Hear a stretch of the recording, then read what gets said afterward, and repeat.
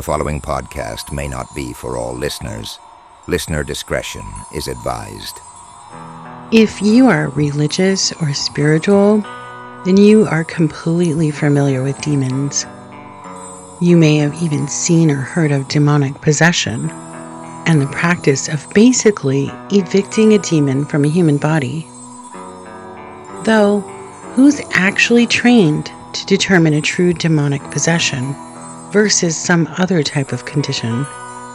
Or better yet, where is the line drawn to stop an exorcism and bring in medical attention? In this episode, I'm going to share the true story of Arely Proctor, a 3-year-old child whose mother, uncle, and grandfather performed a deadly exorcism on her.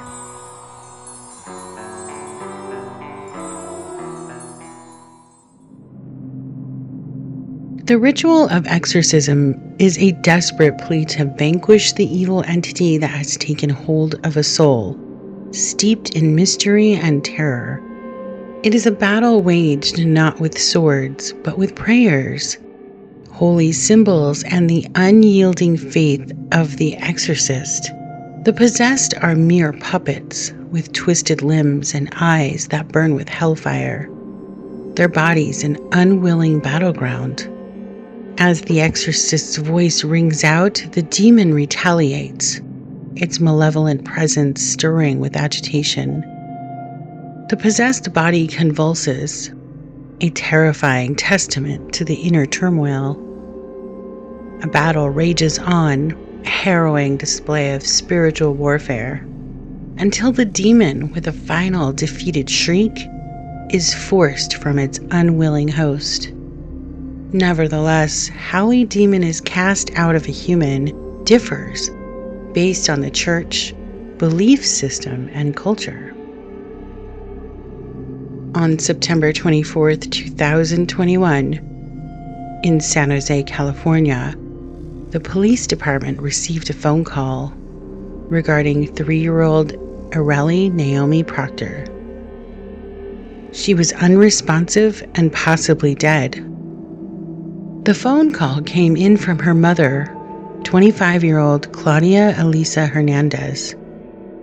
Arely was taken to the hospital by emergency services and pronounced dead 1 hour after the call had been placed. Law enforcement arrived shortly after that to the address where the call came. They investigated and found that the home had a church operating from the back of it.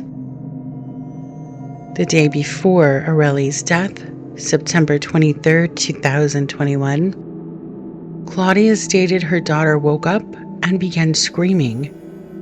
She had no idea what was wrong with her. Claudia called her brother, Rene Hernandez Jr., so he could assist in praying over Arely. Claudia believed her daughter was possessed. The brother and sister prayed over the child at Claudia's Mountain View, California home. But the prayer didn't help. Arely continued to cry throughout the night. Around 6 a.m. on September 24th, Claudia and her brother Rene drove her daughter to the church in hopes of performing an exorcism. They truly believed she was possessed by a demon. Once at the church, 3-year-old Arely was laid on an altar. Her mother, Claudia, would begin sticking her fingers down the child's throat in an attempt to make her vomit. She squeezed her neck while she placed her fingers in her child's throat. Claudia believed this would assist in expelling the demon. Throughout the time Arely's neck was being squeezed, she was being gagged by her mother's fingers, she would pass out. During this time, Claudia's father, Rene Hernandez Sr., arrived to assist with the exorcism of his 3-year-old granddaughter. The three then worked together to hold down the child and force her to throw up. Throwing up was the only way she believed the demon would be expelled. Arely was held at her abdomen, her neck, and her legs. She attempted to fight back, scratching her grandfather in the process. Hours had gone by, and finally, Arely threw up. Claudia would later describe it as a clear purple liquid. Arely had not been given food since 9 p.m. the day before. Though this vomiting wasn't enough, they wanted to continue this vile ritual. The three continued to force the child to vomit. Around 7:30 p.m. on September 24th, Arely's uncle, Rene Hernandez Jr., knelt on the floor where Arely was laying. He placed his hand on her chest and the other under her back and began squeezing the tiny 3-year-old while praying over her for an estimated 10 minutes. Rene Hernandez Jr. later told authorities his eyes were closed during those 10 minutes, and after he opened them, it appeared Arely was dead, her body limp and lifeless.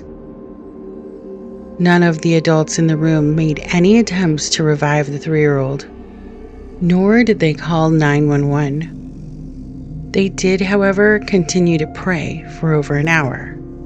Then, they called 911 and stated the child had passed. The child's official cause of death would be smothering and asphyxia.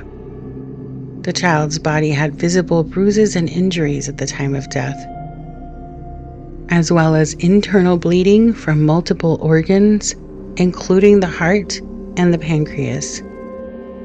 Since the death of Arely, her grandfather, Rene Sr., has stated that he does not believe the injuries caused Arely's death, but the evil spirit that resided inside of her.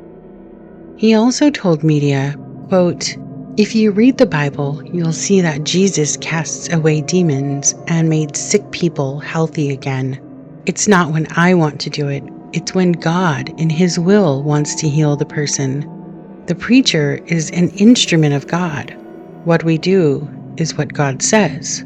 End quote. Authorities waited months for a comprehensive medical report and did not make arrests immediately.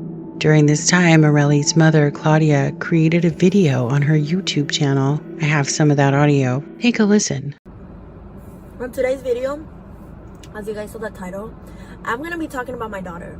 Okay, I'm not gonna be talking about how she passed away, but I'm gonna be talking about who she was, like since before I got pregnant, when I got pregnant, you know, everything, because I want to talk about that. I want you guys to know who she was, because if she was alive, I would definitely have her in my videos, you know. And she was such a sweet baby. Like, I don't think I've met a baby like her. And I'm not saying that because she was my daughter, but because my baby was so sweet. She was so sweet. Like, she would tell me, "I love you," so many times during the day. She would tell me, te amo, you know. She doesn't seem to be bothered by the recent death of her 3-year-old daughter. She speaks out about her daughter's death as if something happened to her that was outside of her control, as if she had nothing to do with it. Almost like a complete loss of reality. Sometime after she posted that video to YouTube, she was arrested. Eventually, her father and brother were also arrested. However, her brother Rene is now changing his story, stating he did not put pressure on the child, which resulted in her death. At this time, all have been convicted of this crime.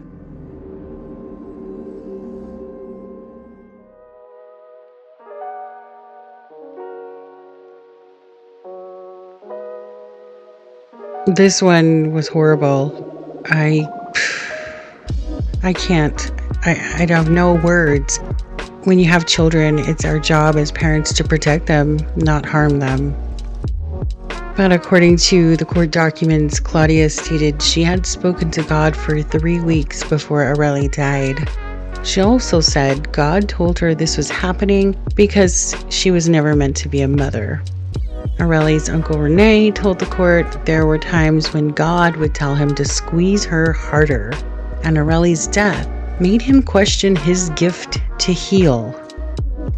Some people should just not be allowed to have kids. This same church had even more bad publicity when one of its members kidnapped an infant.